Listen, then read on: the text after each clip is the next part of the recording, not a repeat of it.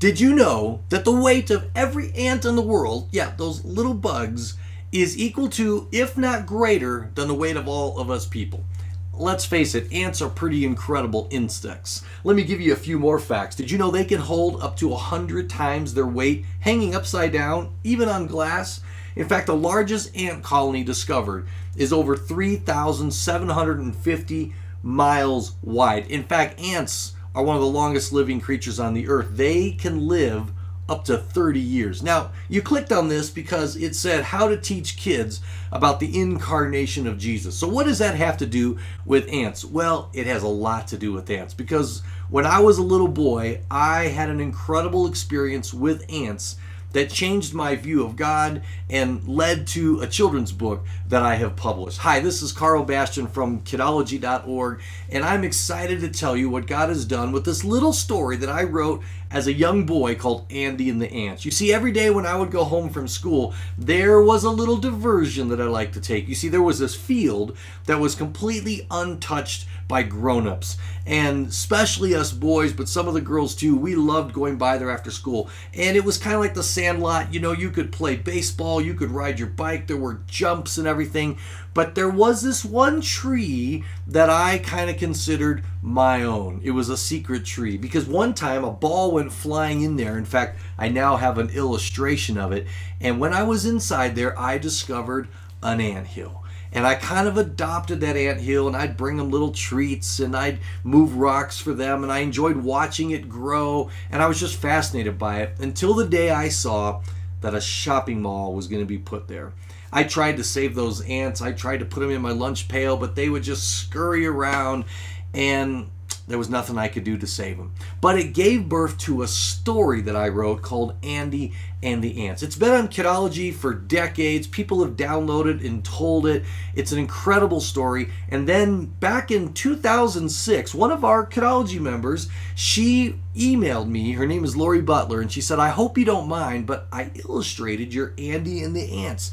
And I have a couple of the original illustrations here now, a little shiny because I've got them in shrink wrap. But it's a story of a boy who couldn't save an anthill. The beginning of the story is very much the same as mine, but he does the impossible. He becomes an ant. And he goes down there and he tells the ants about the bulldozers in the shopping mall, and they don't understand. In fact, there's one ant who is especially disbelieving and stubborn. He called him the general. And but he continues to describe the miracles that he did, the candy that came from the sky, and the rocks that flew away, and the umbrella that was over their anthill where it rained everywhere except on their anthill. And he says, that was me. But then he realizes he has to go, and he says, you know what, I've got to go, but I'm going to prepare a place for you in my Father's backyard, so that where I am, there you can be also. And so he ascends up to heaven, and he gets grounded for being late, because ant time's different than human time. But 2 weeks later, he comes back, and he takes those ants, and he puts them into the big red bucket, and he takes them to his backyard, where he saves them. And then, of course, it's a parable that's exactly what God did. See, God wanted to save us from destruction, and so he sent Jesus in the form of a man, and he was able to describe things and do things that we just couldn't understand, but because of course he had an elevated perspective and understanding, and of course the power of God. And so years went by. I enjoyed those pictures. I was going through transition in my life. I said thank you, and they were on a CD-ROM all scanned, and then I became a dad. And my son got to be about 4 years old. And one day at Christmas time, he was asking me those tough questions. Well, Dad, how did God become a man? And I'm stumbling around trying to explain the incarnation to this little boy, when my wife says, you know, Carl, you did write a story about this. In fact, I think one of your members actually illustrated it. So I went downstairs and I got these pictures, and I told Luke the story of Andy and the Ants, and it helped him understand why God became a man. Then my little boy said the amazing thing to me. He said, Dad, you should publish this as a book. Good idea. So that was my New Year's resolution that year.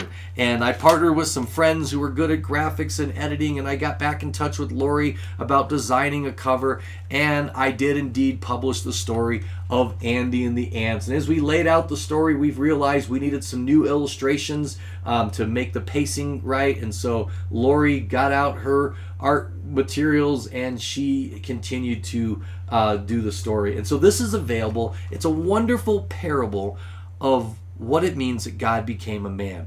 Well, this became so popular on the website that eventually people were saying, Carl, you need to make a lesson to go along with this. So that's where I was reading my ant facts from, is we did indeed create an entire Andy and the Ants companion lesson. And it's got some great activities for the kids. Of course, you tell the story. It comes with a PowerPoint with the illustrations or a PDF, so you can print it out if you want, and helps the kids understand the story. It's perfect for Christmas, but of course the Christmas story, Jesus coming to earth, is not limited to December. You can tell it any time of the year that you want. And so this full lesson is here. It's got bonus ideas. It's got an assignment for the kids to do at home with mom and dad. But this is the cool part, and if you're still watching, good for you, because I realized that a church can't buy a copy of the book for every kid. I mean, that gets expensive. So the teacher might buy one, maybe a few for prizes or to make available to parents.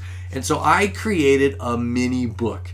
And it comes with the lesson, totally free, and it's awesome. What it is it's a little folding mini book, and I've reduced the story, took some of the details out to simplify it, but it's Andy and the Ants, and the kids open it, and they read those 2 panels, and then they read those 4 panels, and then they flip it open, and they read the final 8 panels, and they get the entire story. And kids love little things like this. So you print this on legal paper, 2-sided, and you can send home every kid with a copy of the Andy and the Ants story so that mom and dad can read it, and it can become a little treasured story. So check out Andy and the Ants. It's a wonderful story. It's based on a true story, except I wasn't able to turn into an ant.